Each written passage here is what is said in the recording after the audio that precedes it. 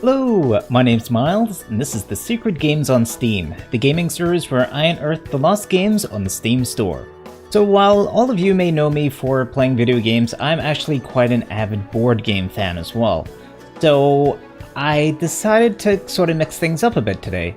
So today's game is Warhammer Quest. It is a video game based on the world famous Warhammer Quest board game. A dungeon crawler which even today is still one of the best board games ever made. It combines the grim Warhammer universe with a really nice tile placement kind of gameplay where there's an overlord trying to defeat you at every turn, and you have this group of really interesting characters who are just trying to complete objectives and get through each dungeon. And as they do so, they gain experience points and new abilities and new equipment and gather loot and gold and all that good stuff. And it's all being transferred into a digital version. So, what's it like? I don't know yet. Let's find out together. So here we go, Warhammer Quest. I am very excited about this. This is my, for the longest time at least, this was my favorite board game of all time. And you're greeted with this fantastic, heroic, strong music. That's how you start an adventure. So let's start this up. Okay, we have casual, adventure, and hardcore. Hardcore, your heroes can be permanently killed. And your heroes cannot be permanently killed in adventure, and casual just makes things easy. So let's go for hardcore. Questing in the Warhammer world can be very dangerous for any adventurer. Without knowledge of the basics, you will surely perish. Would you like to play the tutorial? No, I don't need a tutorial. I can adventure all by myself. All heroes die. Okay, well, we don't really need to read through everything there. Okay, so I guess this is the first quest. Every adventure starts somewhere. Yours begins with the promise of gold from a mad old farmer. He seems to think the local spider populace is amassing an army to rise up and eat his crops, and possibly him as well. Ooh. Your party finds themselves standing at the entrance at an abandoned mine. Plow through these arachnids and go collect our reward. Okay, so squashing bugs. You start off with a party of 4. Well, you can only ever take 4 adventurers with you, but we start off with the elf, who has ranged weapons and a little bit of melee. A human fighter, a wizard, and a strong dwarf, who's going to be our tank. So let's dive in here. So this is turn-based. Each turn you have a certain number of sort of action points. And placement is key. So you don't want to put your wizard, for example, up at the very front, because then he's just gonna die. So, very much, you know, a very classical sort of style of gaming this. And turn. Okay, Winds of Magic. 2 power. So there is magic in this game, and it works a little bit different from normal games. Every turn... Ooh. Getting attacked by giant bats. So every turn you... At the end of every turn, you gain a random amount of extra magic points. Also, I should note that every time you enter a new section of the map, a new tile is revealed. So that's your new room. And inside each room, you don't know exactly what is going to be there.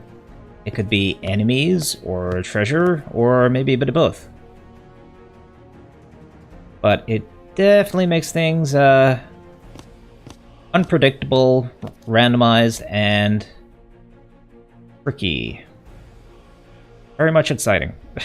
So, I guess I can't attack because I used up all my movement to... Well, all my action points to move there. And these bats are... They're taking me apart, actually.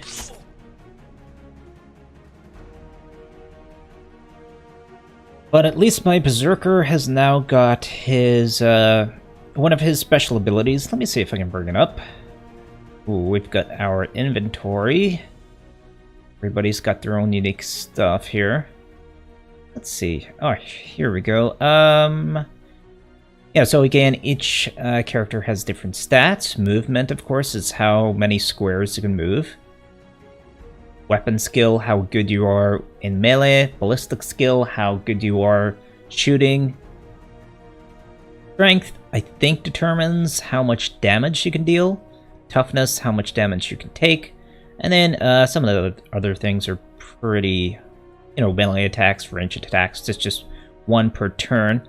Pinning is, as far as I remember, how easy it is to move past an adjacent enemy. And wounds, of course, is the major thing. If you lose all your wounds, then you're dead. And since I'm playing on hardcore, that means my character would be permanently dead. So, don't really want to get that down to 0. And since these are just starting characters, they are not very strong. But let's just see how good they are against some bats.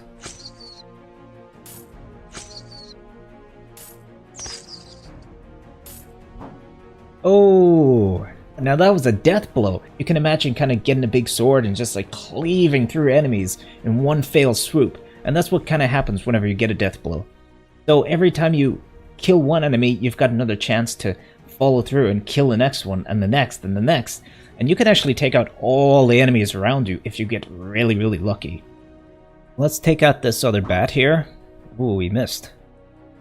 Ranged attack? Oh, let's actually move our dwarf up and attack. Cool. And we defeated the bats, and we got ourselves some gold and a new piece of equipment. These massive arm guards are covered in ancient filigree that, while it may look solely decorative, imbues the wearer with high resistance. But at what cost? Well, it just gives us +1 toughness, so... yeah, not much of a trade-off there. But, nice flavor text. Okay, let's move these people up then. Now, because this is a board game, it kind of acts like maybe like a D&D type of game, if you're familiar with those. Every time you try to attack or defend, you will, instead of just going ahead and doing it, you will actually roll dice to see how well you succeed, or if you succeed at all. So, there is a certain amount of randomization to this game. Let's see, is that... How do I... Oh, I should actually probably equip these arm guards. Give it to him. Oh. Oh, well, that's interesting. It seems you can only have 4 commons, 4 uncommons, and 4 rares.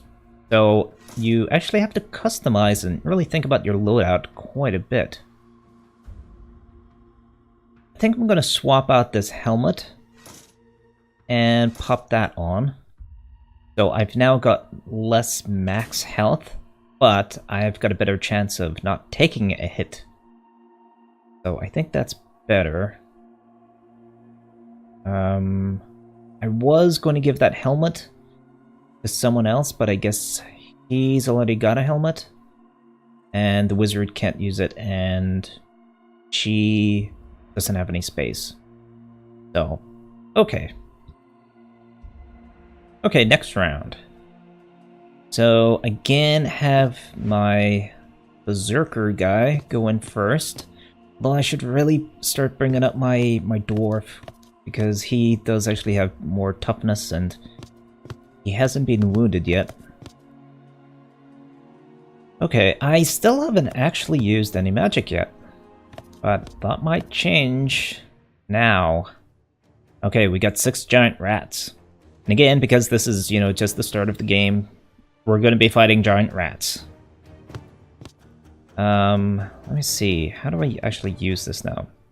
Well, we do have a heal, so let's use that on the berserker. So you can see there now our winds of magic are 0. So we cannot cast another spell until that's recharged. Although we do have a nice little selection of spells. Let's get our ranger up to fire on these rats. That's a good start. And bring our dwarf up. Oh, I missed. That's not good. Might get surrounded now.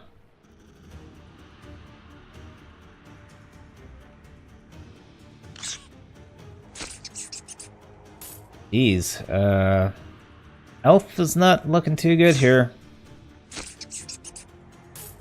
Enemies also have their own special abilities. I think that one of the rats, Death Leap, that actually makes their attack. It gives you a chance to... Whoa, what happened there? Oh no, the Berserkers went insane! And he's hit everyone around him! Oh, I forgot about that. Oh, that's not good. Anyway, yeah, sorry, there's lots of things going on here.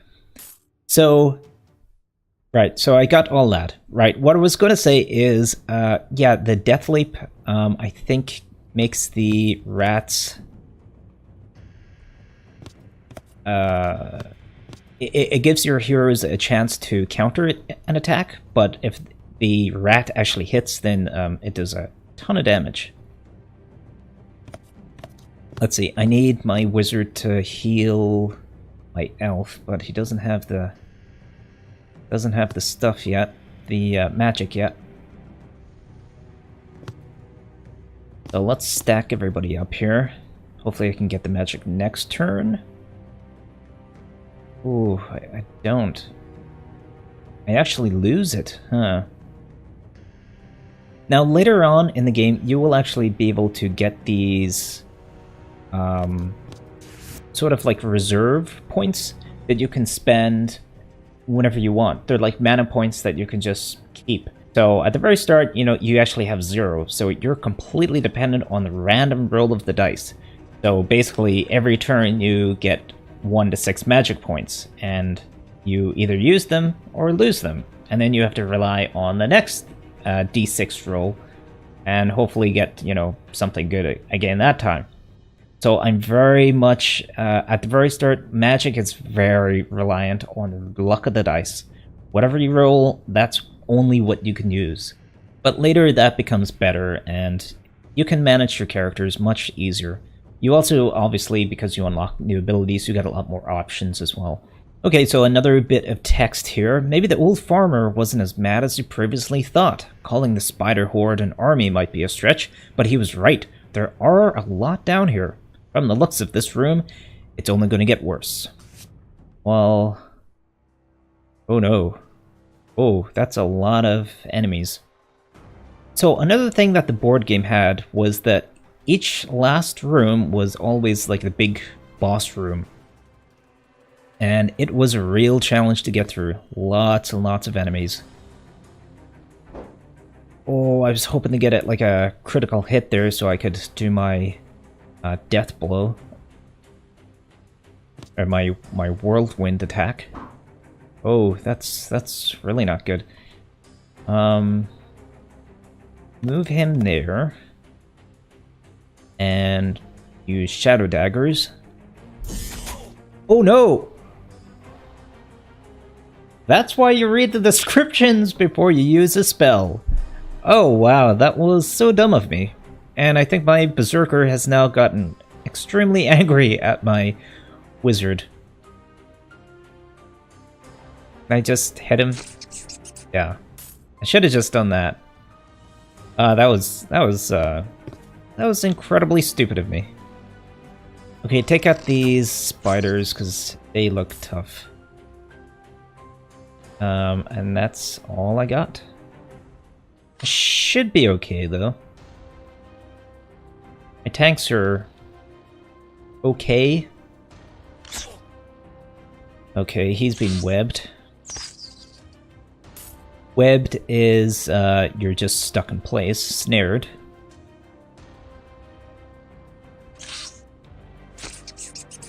My berserker's doing his job, though.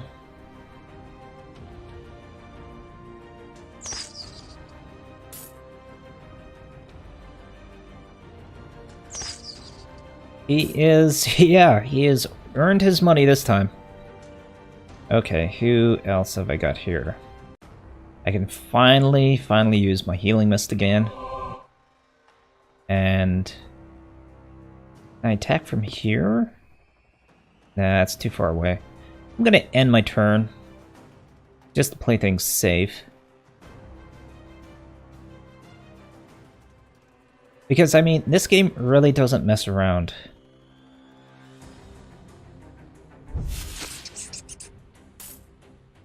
Cool. The item has no use in combat, but can be sold in the market. Fair enough. I am victorious. Awesome. And it's only after you finish the adventure that you get the XP. Cool. So there you go. One adventure done. Very enjoyable. Well done, you've made it out of your first dungeon in one piece, more or less. Now let's go to the nearest settlement, Siegfriedhof, to spend your hard-fought earnings. Click on a settlement, then press the travel button on the settlement card to move there. And I get another 50 gold, and that's the quest done. So let us go to our first town.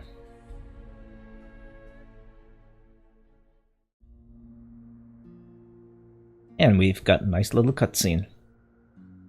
Ooh, that's very nice, actually.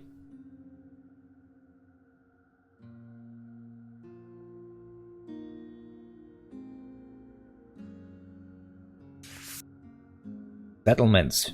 You can sell and buy loot in settlements, level up heroes, and all manner of other activities. Select a hero in the central carousel, then use the location buttons in the middle pane to send them off into town. Warriors may experience all sorts of events when sent to locations.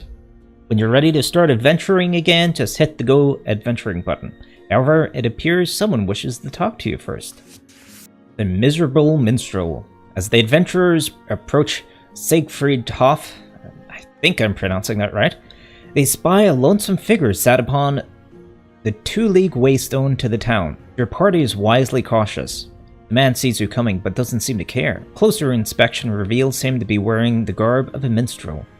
"I suppose you're here to rob me," he says with a dour expression on his face. Not having much use for a beaten-up instrument or his rags, you ignore the minstrel and move on to Siegfriedhof. "Not thieves, eh?" he shouts up after you. "But I bet you all like riches all the same." "Did you say riches?" Your party pauses. "Ah, that's gotten your attention." He jumps off the waystone and smiles for the first time. "I know where there's a hoard of treasure, you see. A pile of gold and jewels stolen by bandits. Same bandits stole my loot. Not this old thing, but an instrument of pure beauty, encased in silver and inscribed in a most wondrous fashion. So I'll guide you to the dungeon. You'll clear all the creatures and keep the treasure, but the loot is mine." Loot as in musical instrument, not the actual loot of the dungeon, I would hope. Meet me outside. Oh, sorry, the voice. "Meet me outside Siegfriedhof when you're ready." Yep. I mean, it's Warhammer, so everybody should probably have a English accent rather than some sort of weird American one, but oh well. Okay, so this game does have DLC, and I bought all of it. So I actually have a ton of different characters to choose from. So like I said, I started off with my default ones, which were Marauder, Waywatcher, Ironbreaker, and Grey Wizard.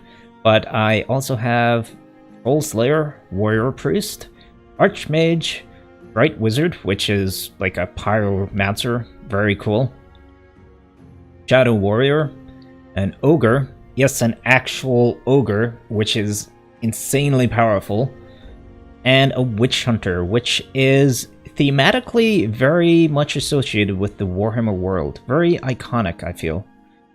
So, let's see. Let's go to the Adventurers Guild, and I cannot...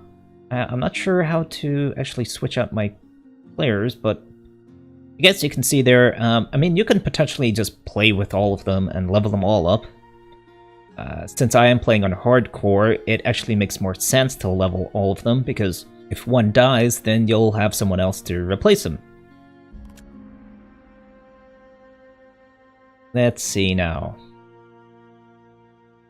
We've got the market here.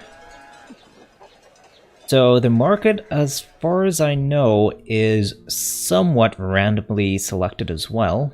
The items are randomized every time you look through it, or every time you go to a store, town. Lots of potions, as you would expect from a nice dungeon crawler. What is this? Hellheart. Once consumed, damages all enemy magic users in line of sight. Wow. Only the ogre can use that, though. Let's see. Short bow, chainmail, knuckle dusters, and again, only the marauder can use that. So we have class-specific weapons as well. And then sort of some items that multiple classes can use, which is nice. Let's sell some of the stuff. Again, because I got all the DLC, one of the things that was included were these sort of like super weapons, but they just, you know, make the game unbalanced, so I'm not going to use those. Got the horned helmet and the axe. Where did we pick up the axe? I can't remember. Anyway, training grounds. I need 200 XP. Let's see. I don't think anybody can actually level up. Oh, no. I need 200 gold. I need 1440 XP to level up. So, got a bit of a way to go. Temples. Between adventuring warriors will go to their deities' temples and offer prayers to aid them in the next venture. Once the warrior has been blessed, you cannot gain any more until they prove themselves in a dungeon. Who knows what support your gods will bestow upon your warrior, if any at all. Yeah, so again, there is another element of randomization. You can spend money to get a possible buff for the next adventure, the next dungeon, but sometimes it doesn't work, and it just sort of fizzles out. Okay, I think we're going to head off to the next quest, though. Quests are adventurers' bread and butter. Completing white ones will open up new sections of the world map. Quests belonging to the settlement you're in are colored red. For example, the miserable minstrel you just bumped into town can be found at the red dungeon, just to the west. These are tough, but yield better rewards. Okay, so there is multiple quests, and it's not exactly linear progression through the entire game, which is nice. Let's see how to actually change up my party. Oh, maybe they all come along with me now. Not entirely sure. So let's go to this dungeon then. Yeah, so we've got the side quests, and this is our main quest. And again, each dungeon does have a recommended level to it. I will say it takes a long time to level up in this game, but it does feel worth it whenever you do. Let's go with it, like a whole other party. So, let's go with the warrior priest, the troll slayer, witch hunter, and bright wizard. I know some fans of Warhammer are probably shouting at me right now, saying, "No, go for that one. No, that one." But I want to go with these ones. A few hours later, you find yourself amidst some ruins that the forest has long since taken over. The trees ominously tower over the decaying walls, and vicious-looking ivy has covered the rest. The minstrel, now much happier, points to a sunken cave entrance in the center of the ruins. "Off you go, then. It's down there. Don't worry about the bandits. They've been scared off by whatever lurks in there. Nothing that will bother brave warriors such as yourselves. Remember, the gold's yours, but the instrument is mine." Okay. So... Okay, I better stack up first. Positioning is key in this game. Now, let us see. So each class plays a little bit differently. How do I bring this up now? Ah, here we go. So the warrior priest, he uses blessings instead of magical spells. And I think you can use one blessing automatically per turn. And you can see there a little bit of level progression, you know, unlocks a lot more things. Yeah, plenty of stuff to unlock.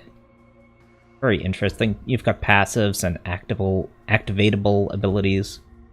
So the Blessed Warrior gains an increased chance to hit for the remainder of the turn. Call of the Brave gains the ability to dodge incoming blows.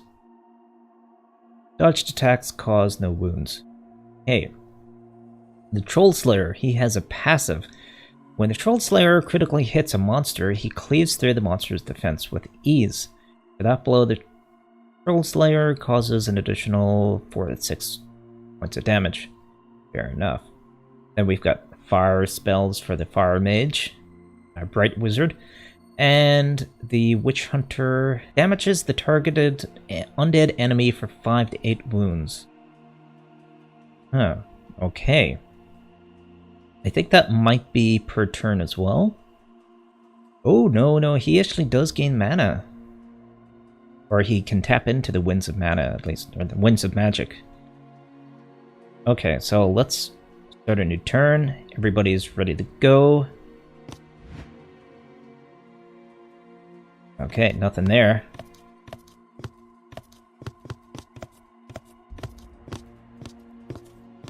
It's a very tense game. Like I said, everything can really mess up very, very quickly. So we've got Snotlings. Okay, well, he's right there, so let's just go ahead and use Call of the Brave so that he... Oh. Well, okay, what happened there was he prayed to his god, Sigmar, and Sigmar did not accept his prayers, so he did not get the buff he was looking for. But I was lucky enough to get my death blow, so I killed everything around him. Well, let's everybody move up here. Now the Witch Hunter has a flintlock pistol, so he can actually shoot, although it's not the best weapon, or it's not very accurate, I don't think. But if it does hit, it can do quite a bit of damage. And we only got a roll of 2 for our magic, so the wizard is actually pretty much useless right now. Now, if there is one complaint I definitely do have about this game, and about the original board game, was that a lot of older board games, they did rely on the luck of the dice at times. Probably a little bit too much. And sadly, this game does have a bit of that. I don't mind it too much. I think if you play tactically, then you can get it past, you know, anything up ahead for the most part. But I know RNG is something that some people just do not like. They just can't stand.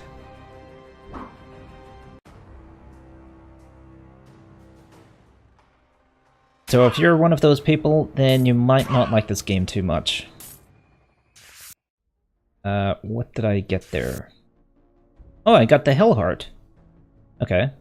Well, I can't use it without my ogre in my party, so not really that much of a use. Oh, what happened to him? At the end of each turn, chance to regenerate, but also chance to damage. Huh, that's interesting.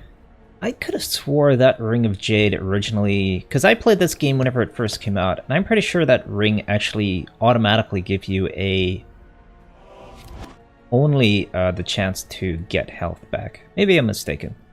Anyway, that's interesting.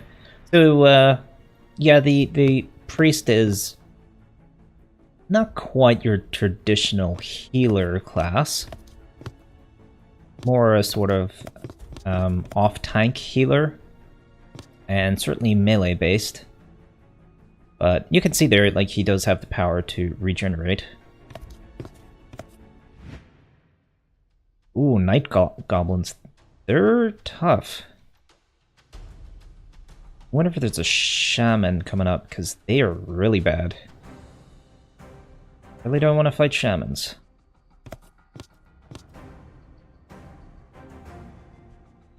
Okay, take out the ranged ones first, I think.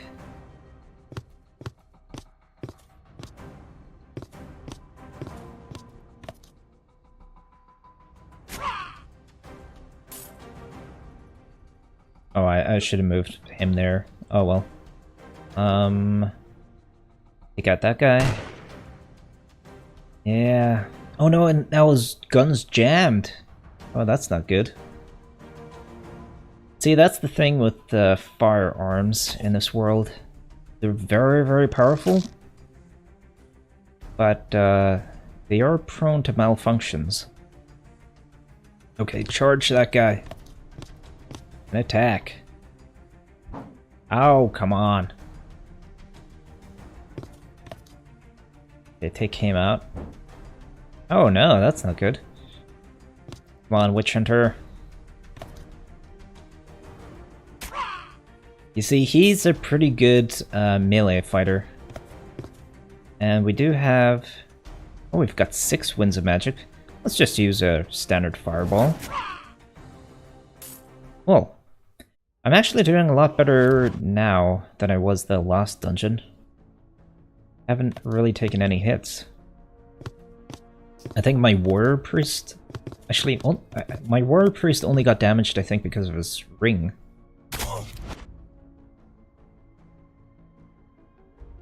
What, did the ring hit everyone? I didn't know that was a possibility. Huh. Well, that sucks. So yeah, the RNG can...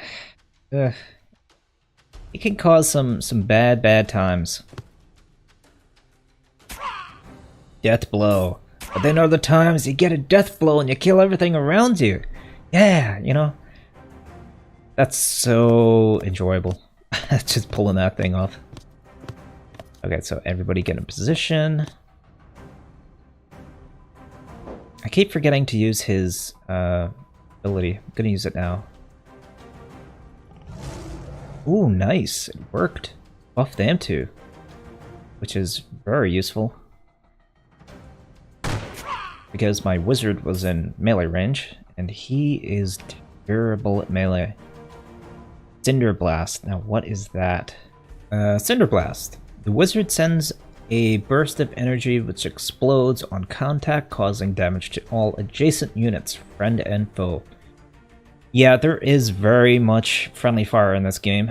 As you saw earlier, whenever my Grey Wizard actually like nuked everyone around him. Who is he going for? Ah, my Witch Hunter. Oh no! Ah, yes. Okay. Well, random events happen each turn on top of just your normal movement and actions. And yeah, some of them can be extremely bad, like a surprise attack. So I'm now completely surrounded. Ah, death blow. Yeah. That wasn't great, but... Another death blow. Yeah! That's what I would like to see. Ah, you see now my dwarf is actually pinned. Oh, I've got no Winds of Magic this turn. Okay, so... Attack him. Oh, it wasn't enough to kill. Well, this might not go too well here. I do like that you're able to choose, you know, the on, you know, the hero's turn, you can choose who goes when. Oh, I got lucky there. My wizard should have took way more damage than that.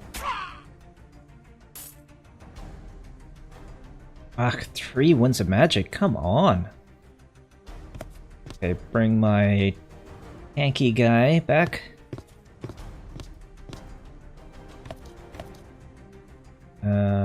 Shoot at him. Nice. Back him. And buff up. Sigmar is not happy with me.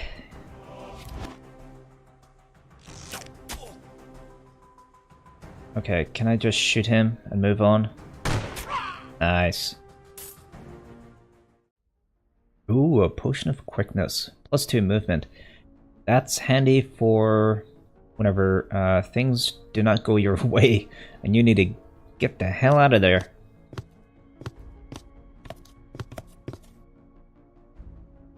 Okay, in turn. Man, that ring is really powerful. Yeah, always better to stack up. Of course, the longer it takes you to stack up and like regenerate health and sort of wait things out, the more chance you have of sparking another ambush. Ooh, so this is the boss room. We've got actual full-blooded orcs now. These guys are pretty tough. Well, I mean, it just one hit him. I think he got a bit lucky there. But yeah, they're the toughest enemies we've faced so far. Honestly, I wouldn't be surprised if they're on par with our heroes, actually. Up. Yeah, he hasn't really been able to use his special abilities. It really is all about, you know, sort of specific enemies. So not much use right now.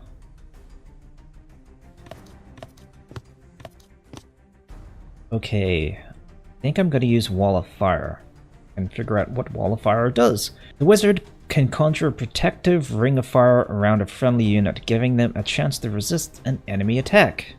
Okay, so yeah, just for the sake of seeing what it's like, I'm gonna cast it on my Witch Hunter.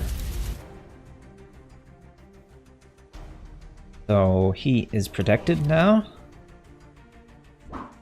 Would be nice if there was a little graphic, you know, to show that, you know, like a nice little circle of fire or something.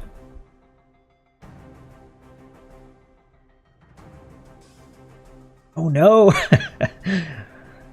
Oh, another... Oh, damn! Okay. Well, take him out. Oh no, that's very not good. He's pinned. Gotta try and go for the death blow. So you had the choice of taking out the orc, which hits harder, and well, he's got an easier chance of hitting my heroes. We're trying to go for the death blow and like taking out everything around me. I went for the death blow and it didn't kind of work out. Oh, come on. Didn't get my buff either. I'm gonna go for him. Oh no. Well, I can still shoot at least. Oh, come on! Oh, this is not good. And my winds of magic are 0. Oh no. Oh, come on! Things are going so well. Oh, good. Bad. Don't you hit me. Oh no!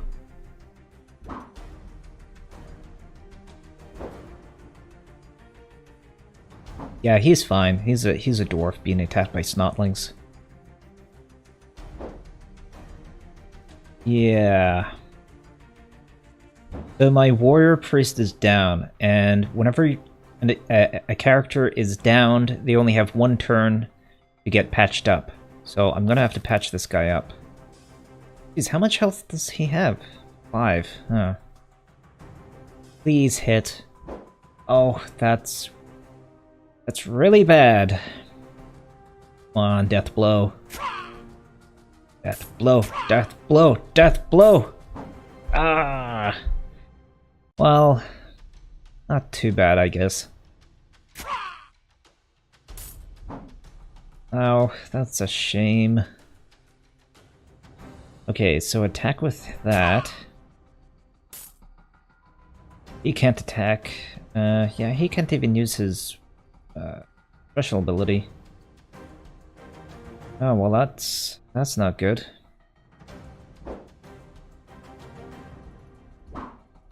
Oh, of course, yeah, he did attack, didn't he? And then his pistol was jammed, so he wasn't able to use his shot attack. Okay. 3 magic. 3 points of magic is just not enough. You can see it down on the bottom left. It's at 3, so... yeah, that's not enough. I'm just gonna go out here and just attack this guy. Hope for the best. Actually, let me go with that first. Damn. Oh, that's not good. No. No. Shoot them.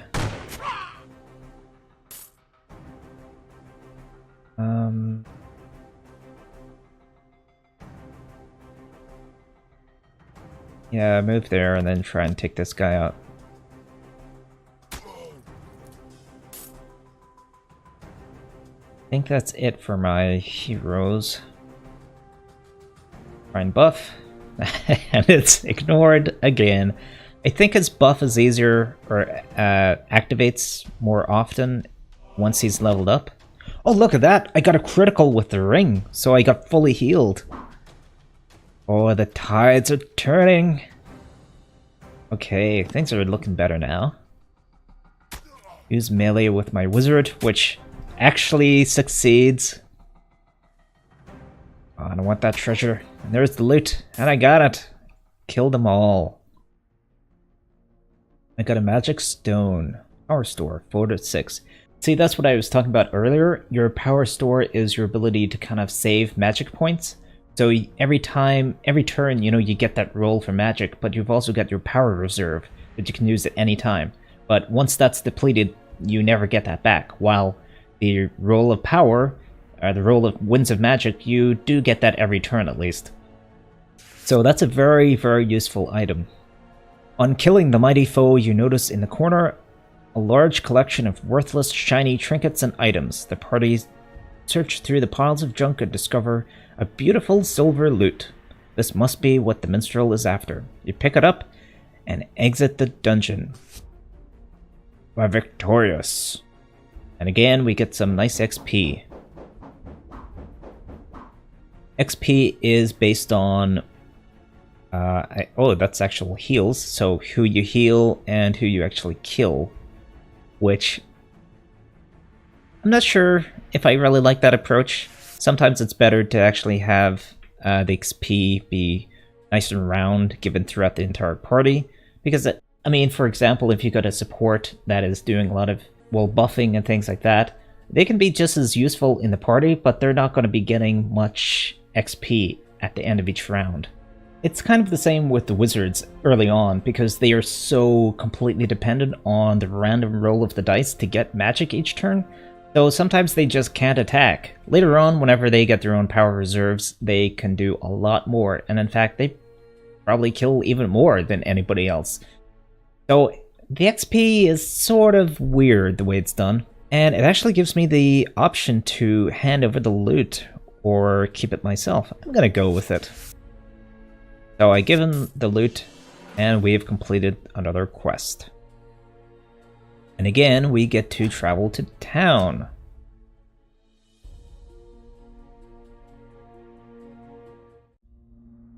And we're greeted with that again. And another quest. So I'm going to wrap up here. I think I've given a pretty good impression of what the game is like. Just out of curiosity, I'm going to pray here. Meditating, come on. Ooh, it worked. When activated, the warrior's chance to hit with melee attack is increased by 30% for the remainder of the turn. And lasts one dungeon. So yeah, that's what the temple does. Sadly, cannot upgrade my characters yet. But like I said, you know, I showed off the... Where is it now? Yeah, there is lots of things, you know, you can unlock. And again, lots of different characters and everything.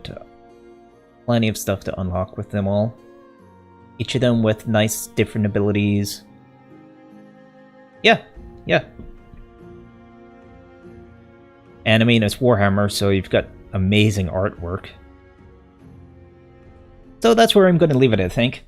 I really do like this game. Like I said, it's probably not for everyone. That RNG is definitely there. It is a factor in the game. It can really make the battles kind of up and down at times, but I like that. And I do think that if you have the patience and you have the strategy in mind, then you can pretty much get through that RNG without much of a problem. It will maybe cause some problems, and you might actually lose characters along the way simply because of the RNG, but not enough to hamper your overall progression. And I think that adds to the excitement of the game. And I would absolutely play this on hardcore, because again, it does bring that level of danger and excitement, you know, and it just brings everything up a little bit more whenever you are, you know, getting attached to your characters and you don't want them to die, and it makes every decision that much more important. One last thing I want to say about the game is that it is also available on mobile, and in fact this game is a mobile port. That's why some of the resolution isn't the best, especially like whenever we went into town there, and it's a really nice like cutscene and everything, but the resolution's just not that great. In-game, I think it's fine. It looks exactly like the board game, except maybe touched up and looking even better, and of course it's all animated this time around, instead of having little figures that you know, move about the board.